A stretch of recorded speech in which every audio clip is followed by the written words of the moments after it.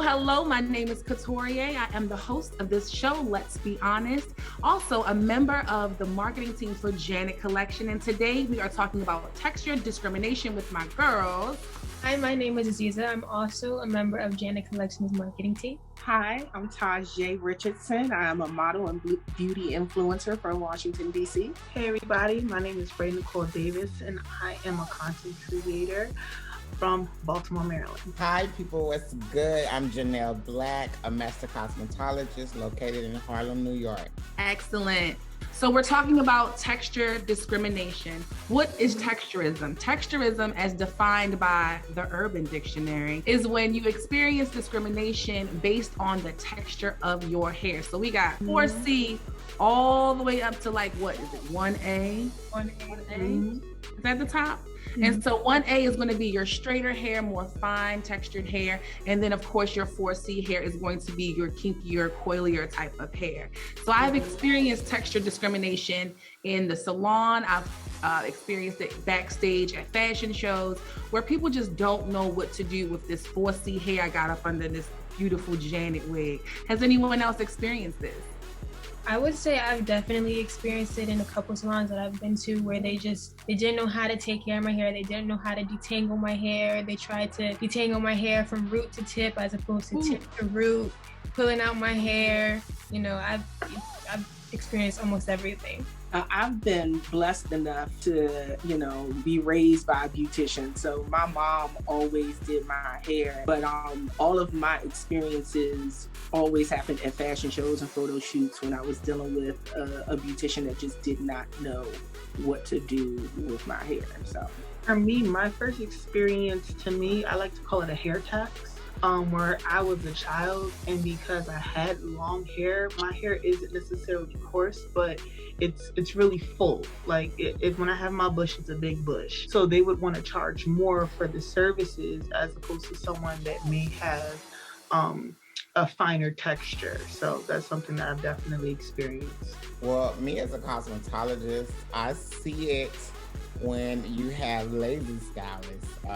Some women may come in the salon with 4C hair and they like, oh hell, I just don't want to deal with that type of hair. Or you have someone with straighter texture hair that's like, oh, I really take her because I don't feel like doing the hard work. So I have worked right beside Caucasian stylists, and when a woman with 4C hair comes in or a tighter texture hair comes in, they automatically look at me like, you're the token girl that's got to do the black hair. Like, learn the skill. That's terrible. I do believe that there is a texture hierarchy as it pertains to our kinks and our coils. And I definitely feel that within the beauty industry, it's seen as hard to deal with. But if you have the knowledge of how to take care of the kinks and coils, I think that it leans a little bit better to a stylist who has that experience. Now, if we take it all the way back to when stylists are learning how to take care of hair, Janelle, when you were in cosmetology school, how much time did they spend on 4C hair versus 1B hair? Well, I was fortunately blessed to go to school in Los Angeles, specifically Leimert Park. My first day of beauty school, literally, we got out of class and I got to the clinical floor, and my teacher literally set me down with a Marcel iron, and she said, click, click, turn, click, click, turn. So from the moment I walked into school, it was all about 4C hair. My mannequin was Brillo pad. Like, we literally had a Brillo pad dummy. But however, when I have been to other schools, they do not train you on 4C hair at all. At all. It's no concentration on how to use a hot comb, an actual Marcel iron, or an oven. It's not you going to a prime example when you go into a Veda or anything like that. They not covering those type of situations. So then you now are sending these people out in the industry ill prepared. And if they get into these high levels where they are doing New York Fashion Week, or you doing the Vogue photo shoot when you have someone like Gabrielle Union onto your set and you don't know what to do with her hair. So they don't cover it. So Black students that go to a quote unquote hood school, they getting the best of it. They getting the best of both worlds. I know how to do all textures. I can do anybody, Indian, Asian, African, African American. It doesn't matter. I can do anybody across the board because I was trained since day one to do it. So like I used to get my hair done in college at a hair school because that's where I used to get like my little funky little braids for the low. Like I loved it. However, I noticed a lot of the girls would always ask me to come back. So in this way they get a lot of their credit hours. So is it that if you are going to maybe some of these more prestigious schools, if you wanted to, you know, learn to do other textures, you would have that opportunity. You would just need to seek out that clientele. Is that how it would work? Or like, do you know, like, how is that process? It's hard for me to speak because I'm not really sure, but it's just been a word of cultivation in my spirit all this week. I really do believe you do have to cultivate that type of experience when you are in that school. If you want to be that greater, or you want to be that good in what you do, well versed. For me in particular, my school concentrated on natural hair so much, we didn't really get an in-depth coloring class. We didn't really get an in-depth cutting class. But guess what? I cultivated that experience. I got the only white few girls that would walk in there, nah, let me chop your head up. I'm in school, I can get that. But I got that experience. I was the only one in class round brushing in this hood school that all they did was perms, braids, and weaves. But I was in there round brushing, cutting, coloring, because that's what I wanted to cultivate. So I would say yes. If the student is smart enough, they would want to seek out, hey, can you come back in so I can continue to get practice? But typically that curriculum is not based around 4C hair or anything that's around that texture for us to know and be well prepared. It's just. Do you think that lack of education in styling textured hair has led to the cultural issues that we experience in salons? Absolutely, because it starts, think about it. It's basically starting from school. Who's creating these books? They most definitely don't got Keisha in the class telling you what you got to do if the scalp gets to, you know, they don't have a Keisha. They don't have a Janelle in there. They only have Amber's, Becky telling you what to do with their type of hair. One of my biggest goals is to come up with my own curriculum for a beauty institution, because that's one of the long-term goals. I want my own school. But it's simply not catered to us to learn us. It's just not. And I also want to add, I feel like it makes it challenging for, individuals outside of, the salon. It makes it difficult for, individuals with 4C hair to kind of accept their hair, because it's like, if nobody, knows how to do my hair, if nobody can educate me on how to take care of my hair, then how can I appreciate my own hair? I can attest to myself not wearing my natural hair as often as I would probably like, just because I don't really, my mom, I don't go to her as often because she's doing, she's older now, but, I don't really have a person that I can go to that I trust to be able to do my natural hair. That's why I wear so many wigs and weaves, and most women are like that. They have to go to YouTube University and, learn from other women who are doing it so that they can do it themselves, because there just aren't enough cosmetologists out there who know what to do with us. Yeah, because even the cosmetologists who are well versed in natural hair, they a lot of times want you to get 2-strand twists or twist outs and things like that. Well, no, I want you to make my 4C hair malleable. I want you to blow it out. I need it, like you said, Janelle, round brush, so I can have this full body. I don't always want to walk around with a big fro, but I don't want to perm my hair. And I know my first experience with relaxing my hair, my mother also is a stylist like yours, Tajay, and at 6 years old, she was over it. She was already over like trying to fight with my kinks and coils. So at the age of 6, I got my first relaxer. And, you know, she slapped it in. 4 years old, Tajay? Good Lord. I was 4, baby. I was 4. Putting them chemicals on that baby hair. You had that just for me? Yeah, just for me. I don't even know if she did just for me because she was definitely in the salon. So I highly doubt she went and purchased a different product to put on my hair outside of what she had in the salon. One of the tricks that she would always do is she would leave it on for a shorter amount of time.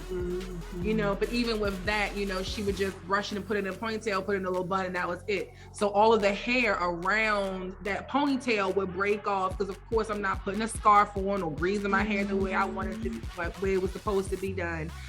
So at 6 years old, I was taught by my mother not to appreciate my kinks, my coils, and that they were unmanageable, they were hard to deal with, and that I needed to change. And of course, at this time, I'm in school with predominantly Caucasian people who all had straight hair or big juicy curls, if they had curly hair at all. And so at that time, I was under the presumption that I was all wrong. Black skin, black kinky coily hair.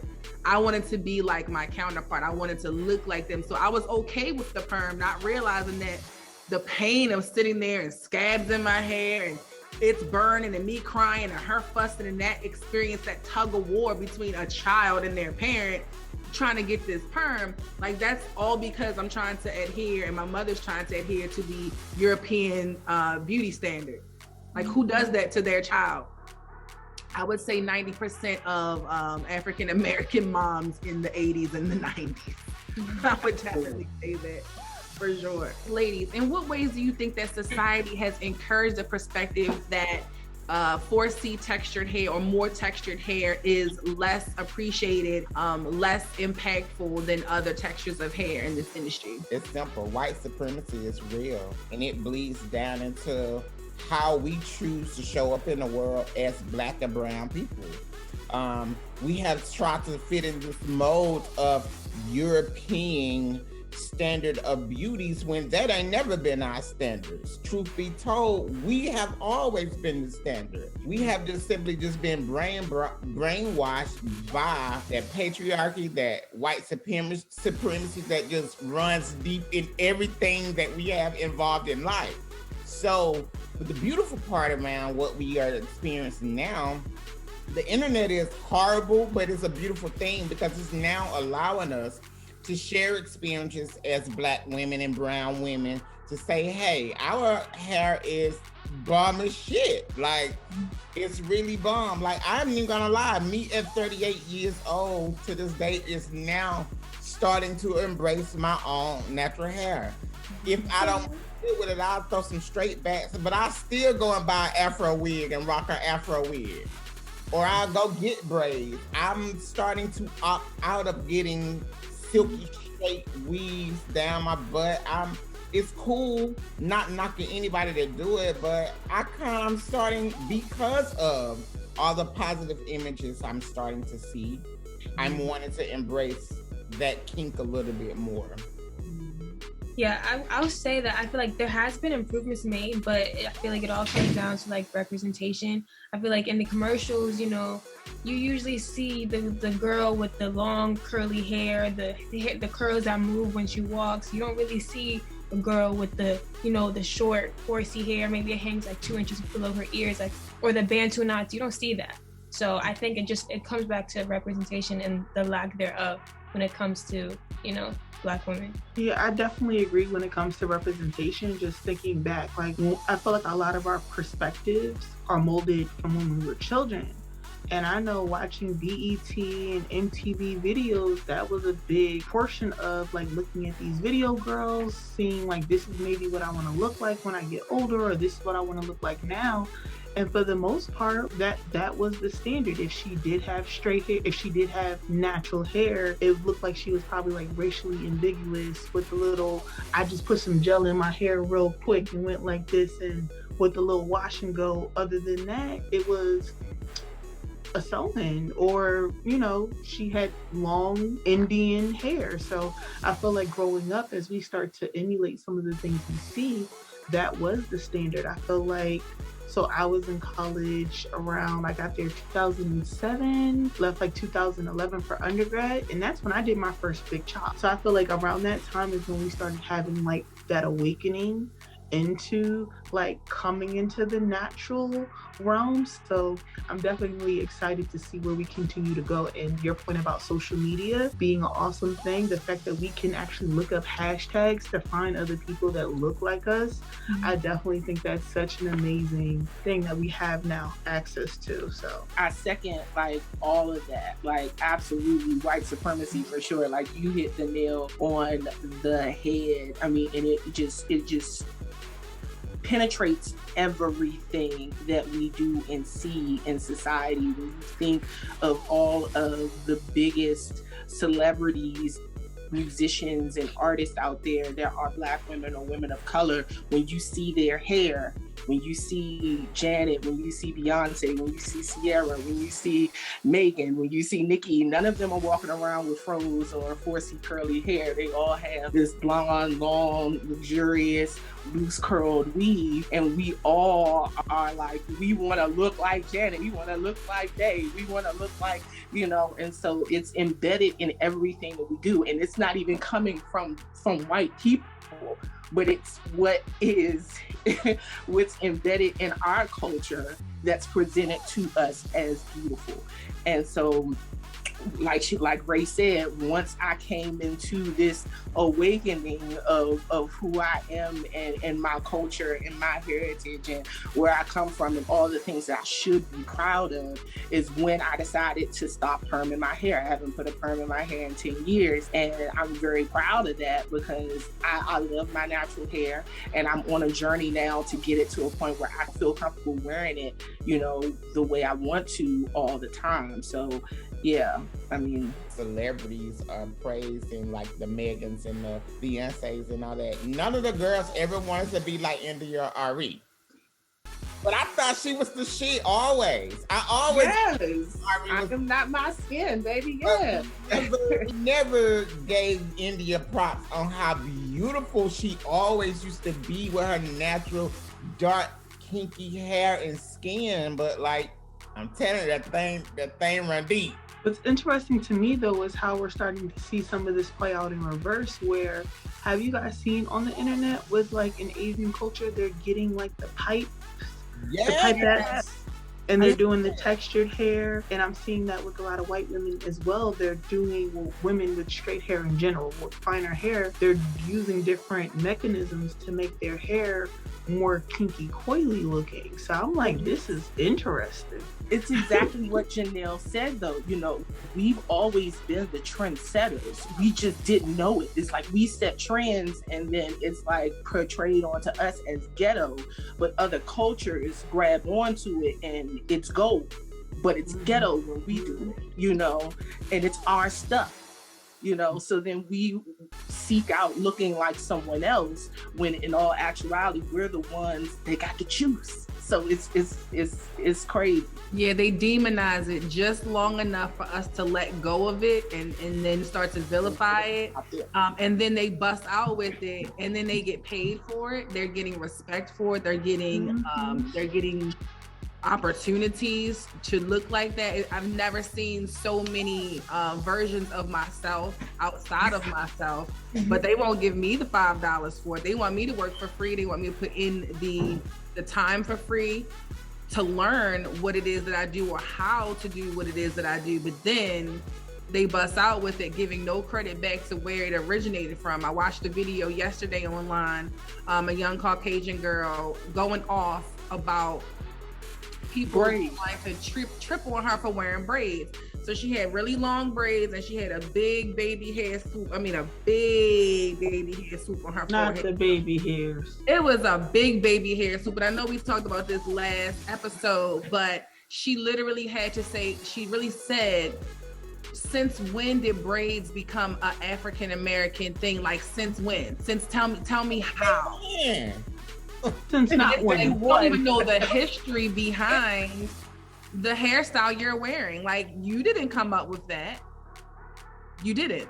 You nor your people ever did. And, you know, not to say like, it's ours, we can only wear it. We love when you wear it. Do your thing. We don't really care about that. But it's acknowledging where it came from and that it did in fact start in Africa. It did in fact start with us because of the way our hair is textured. To keep it together, to keep it manageable, we have to have it braided up from time to time, especially when it comes to the weather and the elements. So just to listen to her fight like that was just like, what? Mention in ancient times, Africans literally stored food in their braids. Little bit of seeds in there. Little bits of seeds and rice and grain and all that. And it's funny too that you said, you know, we don't mind. I kind of do mind personally. Like, like for me, I don't like things to be costumey. So if you get braids on vacation and you come back from vacation to work, leave your braids in. That's my only thing. If they still look good, leave them in. Otherwise, I feel like this is being costumey to me. I don't know. I feel like, because I wear my braids to work. I literally went to the salon and got my braids because I think they look nice. So I just feel like my culture is not a costume. Like, don't just wear those braids because you're in Jamaica. Like, if your braids still legitimately are tight and you just got them yesterday, you know, why are you taking your braids out because you're at work? You're saying that something is inappropriate about braids? Like, what are you saying? What does that say about your braids? Because should I take my braids out? Like, like I'm confused. So, okay, I know we've had a lot to say about what the beauty standard is and how it comes across from mainstream media, from celebrities of our own complexions.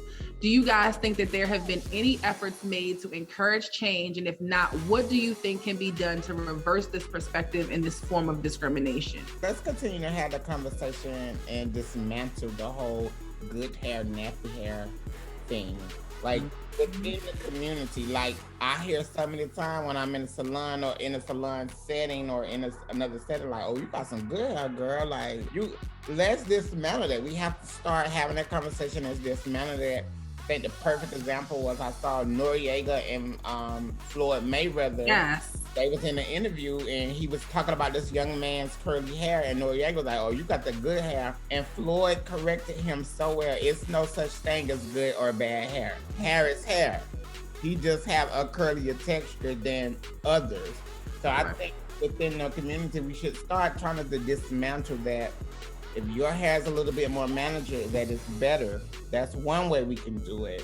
That's my little input. See, it's funny because I think there is good hair, but to me, good hair is well-kept hair.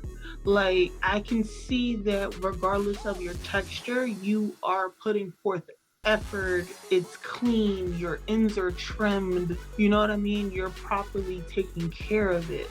I have a mentor program for girls, and it was funny because the conversation came up and I was like, oh girl, you have good hair. It's one of the girls. She had the most coarse hair, but it was just so nice. It was parted. She had like 4 big braids.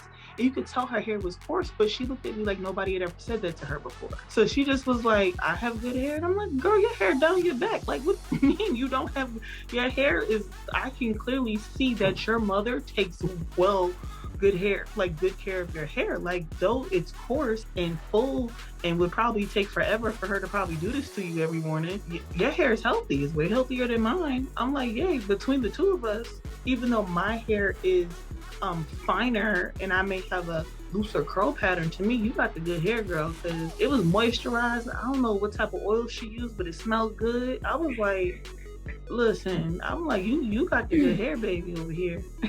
But it's just so crazy because she literally was confused. Like, you talking to me? Yes, like, yeah, baby. I would say, like, in terms of improvements, I feel like there have been some.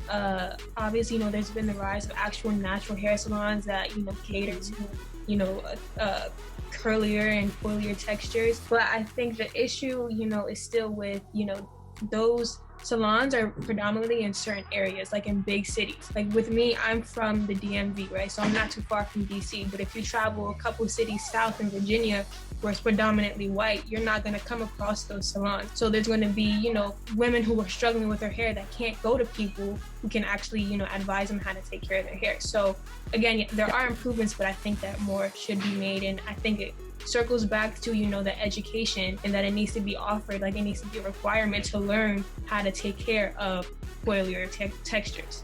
To make a point of what you just said, I have a friend who lives in Baltimore. She drives all the way to New Jersey to get her hair done. Like, she gets one of those, I don't want to call it like a diva curl cut, because I think that's like grand, but she gets like one of those natural haircuts, and literally will drive all the way to New Jersey twice a year just to get like her hair reshaped.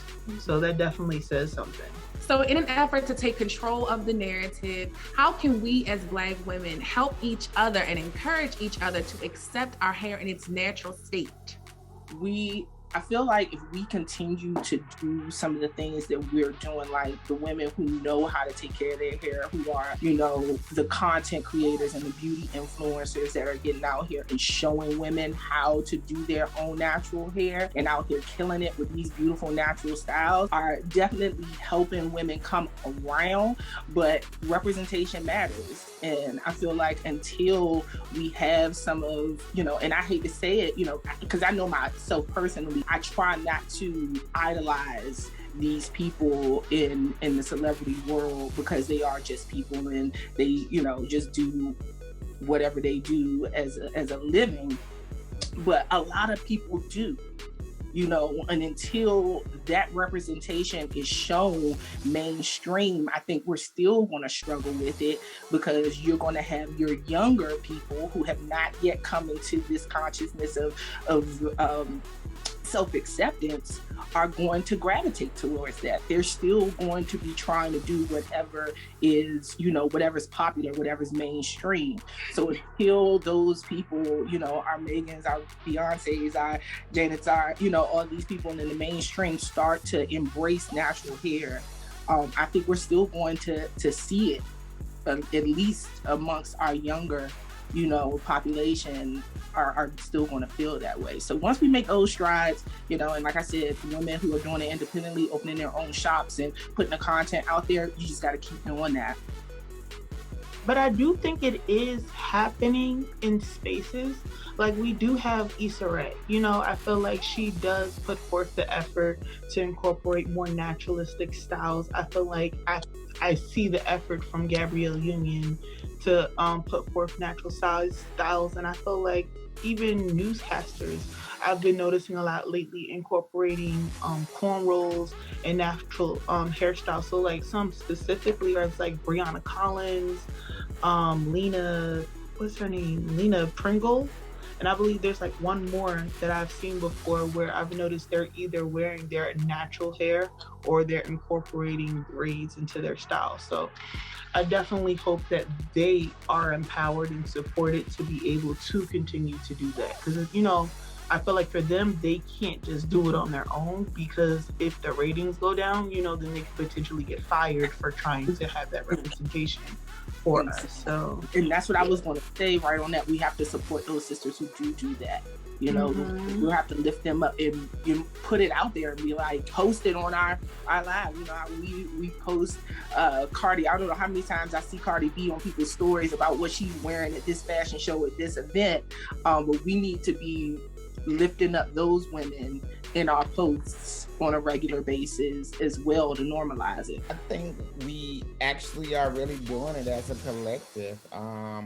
If you really look at mainstream product beauty line right now, Target is doing a great job with hosting a lot of Black-owned products when it comes to hair. You have literally the Taraji P. Henson line, you have the Gabrielle Union line, you have the Tracy Ellis Ross line. All of those lines promotes natural and curly hair. Look at all of, even though it's Asian-owned brands, you have Janet Collection that promote a lot of natural texture things. Because I know when I come and work with Janet, we never are doing anything straight, really. Never. We always are doing everything kinky. So it's happening as a collective, being more conscious. These beauty content creators are doing a great job with that. It's happening in our music, where you hear Beyonce talk about you can't watch the black off. You got black on black on black, that song. So it's happening as a collective. And I think our job is to keep feeding into that Black self-love. And I think that is how we are changing, and that is why we are currently changing. And that's why the world is trying to catch up with all our trends, honey. We be hitting them left and right. They don't have time to catch up. So we gotta keep that up. And me as a stylist most definitely do. I always like, let's do some crochet, or let's do something different besides your typical weave. So I think we're doing it. We just gotta keep going as a collective and keep pushing it. I think we definitely need to stop enforcing and imposing a texturism on each other, because I've definitely been in situations where I've had, someone of color doing my hair, and they've made comments like, sis, you got the same kind of hair I have. Like, look, why would you say that? The last experience I had with that was I was at work one day and they needed an additional model for a hair tutorial. And she's like, oh, well, I didn't really plan on dealing with this kind of hair today. I didn't bring enough product to have to tame this kind of hair. And I'm sitting there like, well, sis, I didn't come here intending on you touching in my fro either. You know what I mean? But you're on set, you're at work, what can you do? So I definitely think that we have to become as conscious, and we have to take a deep dive into ourselves to see why we feel the way we feel about our textures, our kinks, our coils, and really realize that, one, I love me, so I'm going to accept them. And two, I love you, so I'm going to accept you the way you come, whether you're kinky, coily, straight, curly, whatever the case may be. And so my name is Katoria, and I want to thank you ladies from Janet Collection for coming out and talking about texture discrimination in the beauty industry with me today. Stay tuned for another episode of Let's Be Honest. Bye.